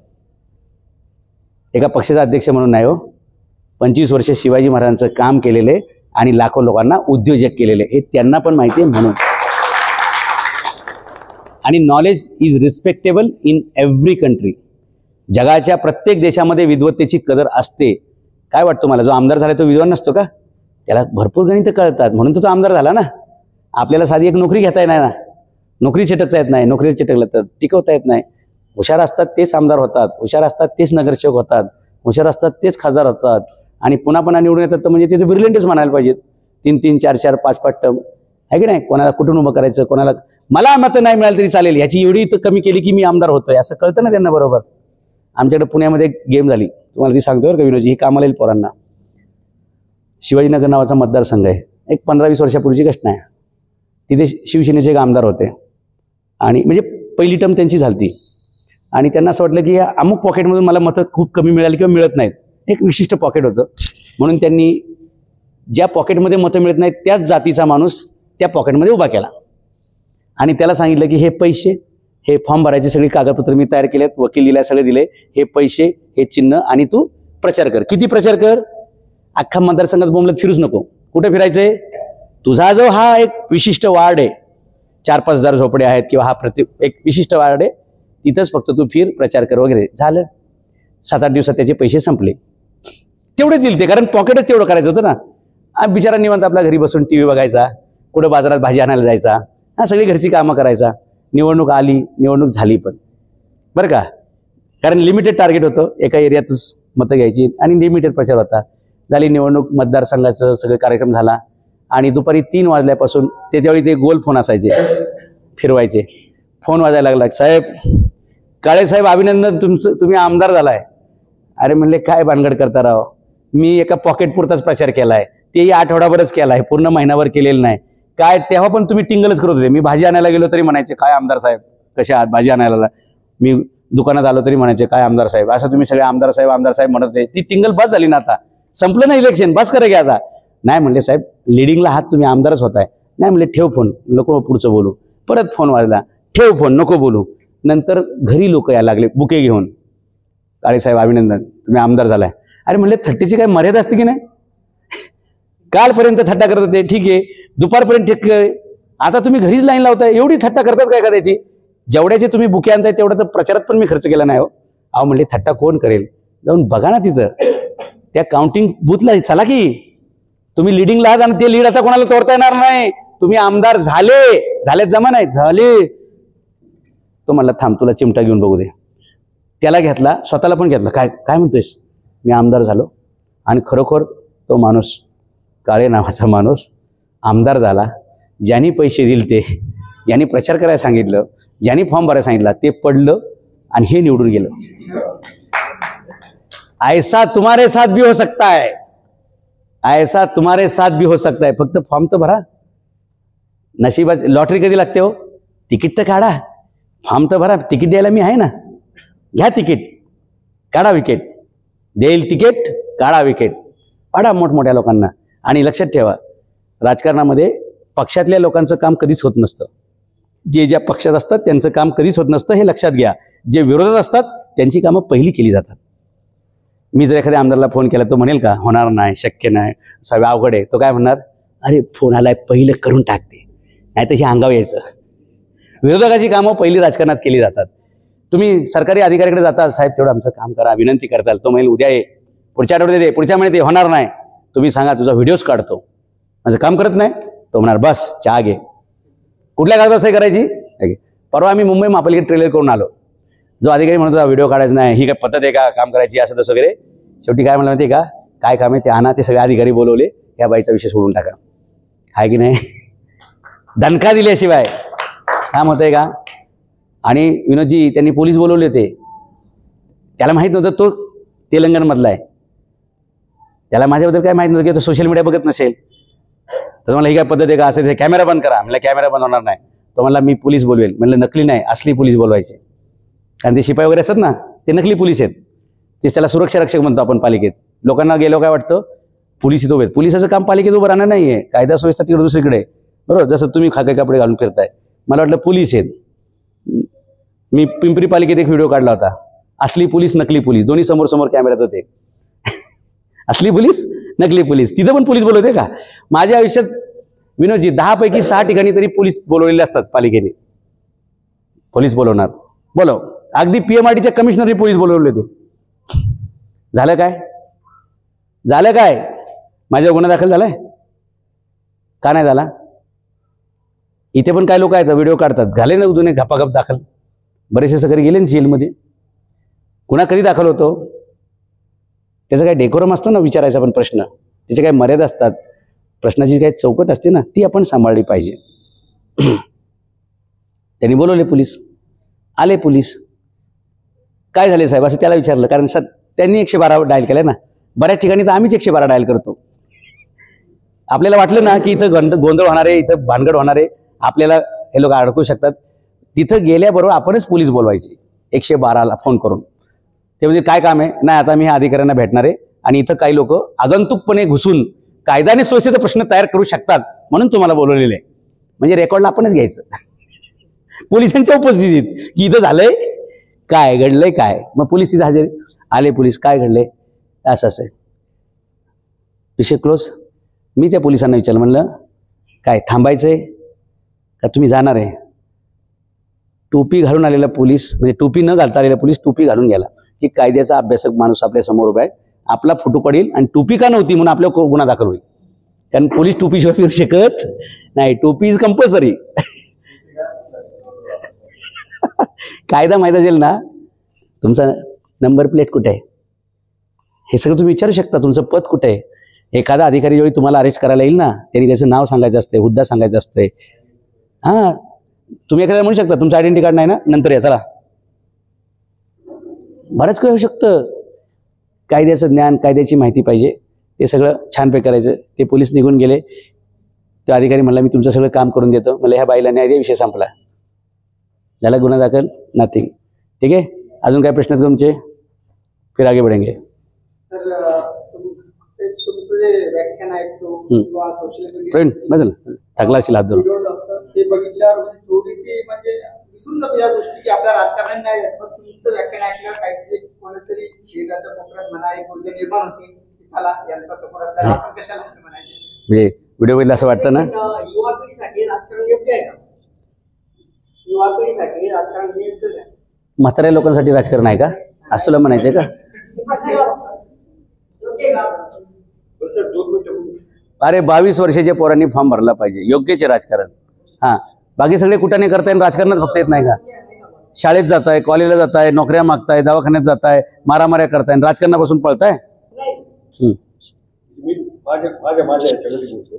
प्रश्न सांगा. प्रश्न असा की माझी जमीन नाही, तो प्रश्न इथं नाही घेणार आपण.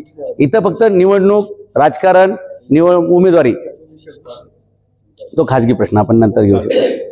अजून काय कोणाला काय? आपण संपूया, आपल्याला प्रेसला सामोरं जायचे. गरम खूप झाले, हॉटेलमध्ये बसू, प्रेस हॉटेलमध्ये घेऊ आपण. काय चहा नाश्ता वाढेल करू. किती लोक फॉर्म भरणार आहेत, किती लोक तयार आहेत? अर्ध्यानंच इंजेक्शन बसले बरं का, अर्धे अजून घरी जाऊन विचारतो. हा, लावा की. अहो 2,500-5,000 10,000 लाख रुपयात टेस्टिंग होत आहे, काय वाईट आहे? अहो अब्राहम लिंकन कोण होता? साधा शाळेत घंटा वाजवणारा माणूस होता ना, शिपाई होता ना. शिपाई माणूस अमेरिकेचा राष्ट्रपती झाला. तुम्हाला नगरसेवक होता येत नाही का? सगळे शक्य. अरे तुमच्या समोर साधा माणूस उभा आहे ना, जो डायरेक्ट एका पक्षाचा अध्यक्ष झालाय, ज्याने डायरेक्ट लोकसभा लढवली. हा काय परत काम नाही. आपण साधी माणसं, आपण कोणाच्या आध्यात नाही, मध्यात नाही. हा पण